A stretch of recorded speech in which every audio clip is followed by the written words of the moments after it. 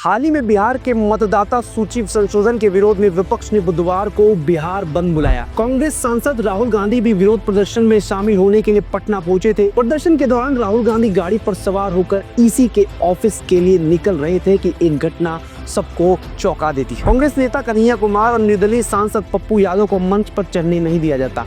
कई लोग इस वजह से दोनों नेताओं का वीडियो बनाकर फजीहत कर रहे हैं। पप्पू यादव का ये हाल देखकर लग ही नहीं रहा कि पप्पू यादव वही शख्स है जो एक वक्त बिहार की राजनीति के भीम हुआ करते थे। Welcome to so serious no serious और मैं शिवम आपका स्वागत करता हूं सरकारी कुर्सी में। पप्पू को कुछ लोग माफिया कहते हैं, कुछ लोग उन्हें समाज सेवी, कुछ अवसरवादी।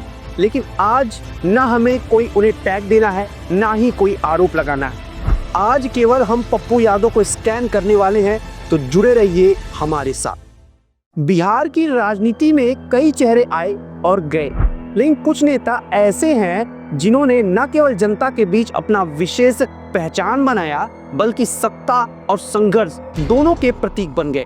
ऐसे ही नेता है पप्पू यादव, जिनका असली नाम है राजेश रंजन। पप्पू यादव का जन्म 24 दिसंबर 1967 को बिहार के मधेपुरा जिले के छोटे से गांव में हुआ था। उनके पिता का नाम था चंद नारायण यादव और माता थी शांति प्रिया। बचपन में उन्हें पप्पू कहकर पुकारा जाता था, जो बाद में उनका राजनीतिक और सामाजिक पहचान बन गया। अगर राजनीति में एंट्री की बात करें तो राजनीति में पप्पू यादव की शुरुआत 1990 में हुई, जब उन्होंने पहली बार सिंहेश्वर विधानसभा क्षेत्र से स्वतंत्र उम्मीदवार के रूप में चुनाव लड़ा और जीत हासिल की। यही उनकी राजनीतिक यात्रा की नींव रखी गई। उसके बाद उन्होंने पीछे मुड़कर कभी नहीं देखा। अगर लोकसभा की बात की जाए तो पप्पू यादव ने लोकसभा में 1991 में पहली बार लोकसभा चुनाव में भाग लिया और पूर्णिया से सांसद चुने गए। इसके बाद वे 1996, 1999, 2004, 2014 और 2024 में भी विभिन्न क्षेत्रों के लोकसभा में इलेक्ट हुए। उन्होंने समाजवादी पार्टी, राष्ट्रीय जनता दल और फिर जन अधिकार पार्टी, लोकतांत्रिक पार्टी के बैनर तले चुनाव लड़ा। 2015 में उन्होंने अपनी खुद की पार्टी बनाई, जिसका नाम था जन अधिकार पार्टी। 2024 में उन्होंने पार्टी को कांग्रेस में विलय कर दिया। पुनः पूर्णिया से सांसद चुने गए। क्या आप जानना चाहते हैं पप्पू यादव की राजनीति किस पे आधारित होती है? मैं आपको बताता हूँ। पप्पू यादव की राजनीति पारंपरिक नेताओं से अलग रही है। उन्होंने जन समस्याओं को सीधे तौर पर उठाया, सड़क पर उतरकर प्रदर्शन किए, जनता के साथ सीधा संवाद रखा। यही कारण रहा है कि उन्होंने सीमांचल के इलाके मधेपुरा, सुपौल, कटिहार, अररिया में एक मजबूत जनाधार खड़ा किया। वे खुद को गरीबों, पिछड़ों और दलितों की आवाज बताते रहे हैं। उनका अंदाज बेबाक रहा और वे हमेशा सत्ता से सवाल करते आए हैं। निजी जीवन की बात की जाए तो पप्पू यादव की पत्नी रंजीत रंजन भी राजनीति में सक्रिय रही हैं। वे कांग्रेस पार्टी की ओर से सांसद रह चुकी हैं। दोनों की जोड़ी बिहार की राजनीति में प्रभावशाली मानी जाती है। उनके बेटे सार्थक रंजन क्रिकेटर है, जबकि बेटी प्रकृति रंजन भी शिक्षा और सामाजिक कार्यों में सक्रिय है। अगर पप्पू यादव की बात हो रही है तो विवादों की बात क्यों ना हो। विवादों की बात करते हैं। पप्पू यादव विवादों से हमेशा घिरे रहते हैं। उन पर हत्या, अपहरण, जबरन वसूली जैसे गंभीर आरोप लगे। वर्ष 2018 में उन्हें एक हत्या के मामले में दोषी ठहराया गया।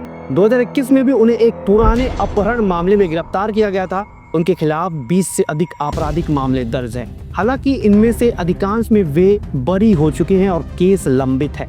उनका दावा है कि ये सारे मामले राजनीतिक साजिश का हिस्सा हैं और उन्हें राजनीति में रोकने के लिए ऐसे आरोप लगाए जा रहे हैं। पप्पू यादव को समाज सेवा से भी जोड़ा जाता है, उसके बारे में भी बात कर लेते हैं। पप्पू यादव ने कोरोना काल में जब देश में चिकित्सा संकट था, तब उन्होंने अपनी व्यक्तिगत कोशिशों से कई मरीजों को अस्पताल पहुंचाया, भर्ती कराया, ऑक्सीजन सिलेंडर पहुंचाए और दवाइयां पहुंचाई।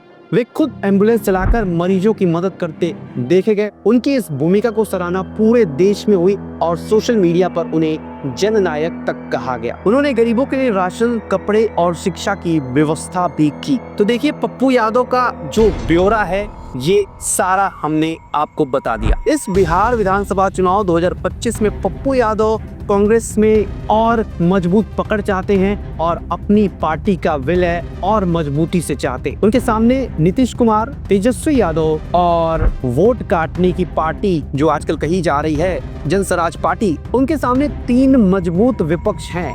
नीतीश कुमार की पार्टी, तेजस्वी की पार्टी और जन स्वराज पार्टी, जो इस समय वोट कटुआ की कैटेगरी में गिनी जा रही है। और इस चुनाव में बेहद ही तगड़ा मुकाबला होने वाला है। कई लोग ये भी बोलते हैं कि जन स्वराज पार्टी में विलय कर सकते हैं पप्पू यादव, लेकिन ये सारी बातें अभी अफवाह है, इसकी सच्चाई अभी सामने नहीं आई है। आप क्या सोचते हैं इस वीडियो के बारे में, और पप्पू यादव का क्या भूमिका होगा इस चुनाव में? आप क्या चाहते हैं और क्या होने वाला है, आप हमें कमेंट करके जरूर बताइए। और इस वीडियो को ज्यादा से ज्यादा लाइक और शेयर कीजिए। हम बिहार डायरीज पे सीरीज चला रहे हैं, अभी हमारे कई वीडियोस चल रहे हैं और अच्छा परफॉर्म कर रहे हैं। आप इस वीडियो को भी ज्यादा से ज्यादा प्यार दीजिए और देखते रहिए हमारे चैनल लगातार। So serious bye bye.